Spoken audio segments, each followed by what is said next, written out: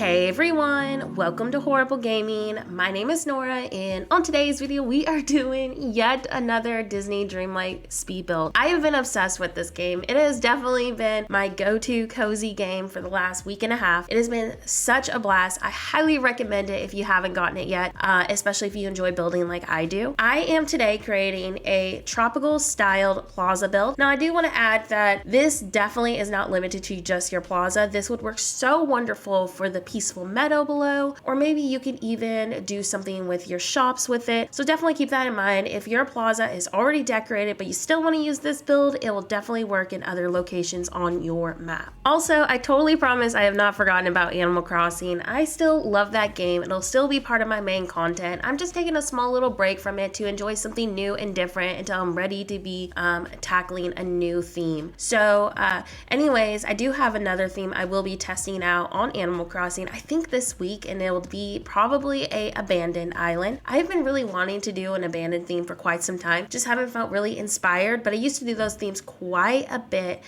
before my channel existed. So stay tuned for that, and let me know if you're excited to finally see that theme pop up on my channel. I know so many of my Animal Crossing followers have been waiting for that to happen, and I think now is finally the time. A heads up, this build took me a couple hours to create, so transitions throughout the video will be happening because I changed my mind so much throughout different decorations. It was a very difficult build, mostly because the rocks. I feel like the rock layout, it was the hardest part because I was trying to get it to look angled and have a certain kind of effect, kind of like how my cul-de-sacs look on Animal Crossing in a way. So it was definitely very difficult. So we're going to be making use of a lot of the greenery that we get from Dazzle Beach. Once you unlock Dazzle Beach, you will have access to pretty much all the greenery that I'm using today, exception of the flower horde that I have going on the top left of my map. Do not judge me. Like, I know I can store those in my storage boxes, but I was like, you know, it would be really pretty just having a bunch of flowers everywhere, like a temporary flower field. So I've just been like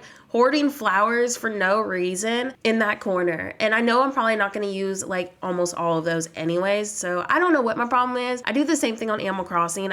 Any simulation game, honestly, if there is an option for me to hoard items, I'm going to hoard them, even if I don't plan to use them. So just bear with me with that huge, massive flower field up there. Now, if you're not doing a tropical theme, you can easily swap out all the tropical accents out for something that is a little bit more elegant core approved. So just keep that in mind. You do not have to obviously decorate with palm trees like I am. I just really love tropical themes. They're my favorite to create on Animal Crossing. So when I saw an opportunity to actually decorate them on Disney Dreamlight, I was like, okay, I gotta try a tropical build. And I really loved how pretty much everything turned out. Not sure if I'm gonna keep the tropical theme, mostly because I just don't know what my plan is in general. Every time I unlock a new item, I'm like, oh my gosh, I need to do a new entry. I need to do a new layout to see what is possible. However, I am going to try to do a part 2 to this video, and that will be probably like some spots for my shops officially. I am so tired of them just being thrown randomly throughout the bottom level, so I'm gonna probably move those up here. If you're scared about decorating like this on Disney Dreamlight because you're worried your resources won't spawn, do not be worried about that. I'm technically using less decorations than what we had when we first started the game. I'm just having them more organized and in neat little areas instead of like spread out throughout the whole entire map. And I'm definitely going to be leaving room for resources to spawn even on the top level. But my whole entire peaceful meadow has been my farming area, my resource area. I have been getting everything like you normally would without decorations like this on the game. It hasn't affected me progressing whatsoever. So I definitely wanted to add that option in there just because maybe you want to decorate like this, but you're scared you won't be able to get enough resources throughout the gameplay, and I just wanted to make sure y'all knew that this would not affect that whatsoever. Obviously, if I was going to cover the whole entire every inch of grass with pathways, yeah, then my resources wouldn't probably spawn, but I don't obviously want to do that because I still need to progress the game and all that good stuff. Regardless, next on my to-do list for Disney Dreamlight builds, I want to make a really aesthetic and beautiful looking functional garden area, so I'm definitely going to be planning to do that video for y'all.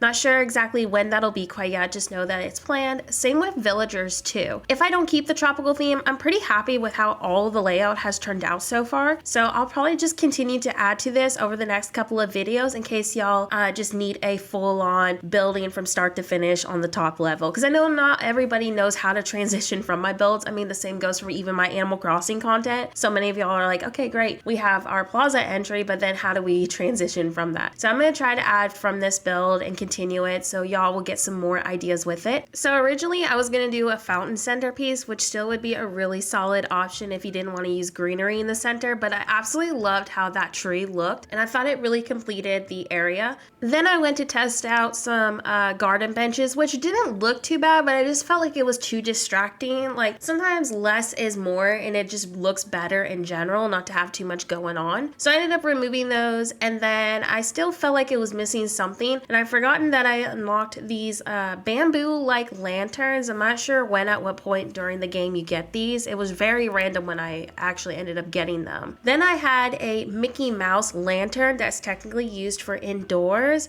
in my shop, and I bought those and I was like, oh my gosh, these are so adorable outside. I felt like that was such an adorable detail to the garden areas, and even if you're not doing a tropical theme, this would just look so amazing during the nighttime since we technically can't time travel. So I just wanted to give y'all that idea and option out there that these are incredible looking in gardens. Now I know I talked about this in one of my Disney Dreamlight videos, but this drives me nuts that the paths won't go all the way up to where those inclines are. I really hope that they add an option for us to kind of like finish and make the lines just a little bit more crisp looking. So I'm very thankful for these rocks because it kind of just blends out the path in general, but that drives me so mad. I just want that to line up perfectly. Like my brain right now is just like, this needs to be fixed or it's gonna drive me nuts. So Disney Dreamlight Valley, please add an option to fix this. But we are gonna work around it and make do with the options that we have. And pretty much the whole entire main layout for like the gardens, framing, that centerpiece is almost done. Then we're gonna transition onto kind of blending out the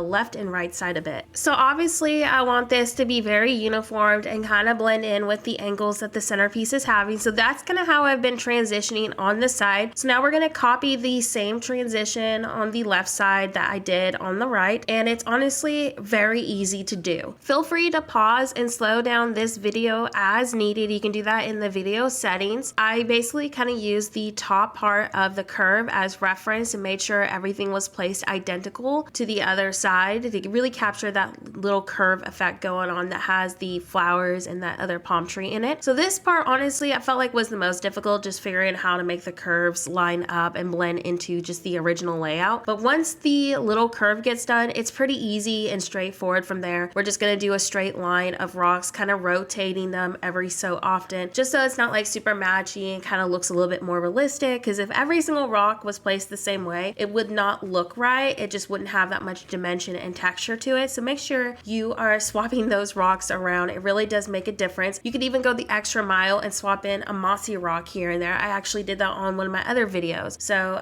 feel free to make color changes to them as well. A lot of people have been using Dazzle beach rocks, especially with a tropical themed build like this. I feel like the Dazzle beach rocks would look even better, but I wanted to use the gray tone because I'm pretty sure I'm going to be swapping this to just like a normal cottagecore kind of like vibe. I mean, I could surprise myself and end up keeping the tropical theme. So y'all let me know what you hope to see. Should we keep this a tropical theme or should we do something more elegant? So anyways, before this video ends, we're gonna do a final walkthrough of how everything looks. I also realized that I ended up trapping my poor companion over here. The poor guy can't even follow me. He's just like trapped here forever. Anyways, I'm pretty happy with how everything turned out. I still have a ton of items that I need to unlock. I've been taking the quest line very slow, but I finally unlocked pumpkins, which I'm really excited about. That means that I will be able to actually make some more money instead of just being a dedicated carrot farmer. But anyways, I hope that today's video brought you a ton of inspiration. Let me know if you're going to use this build on your map. With that being said, thank y'all so much for watching and have a horrible day. I'll see you next video.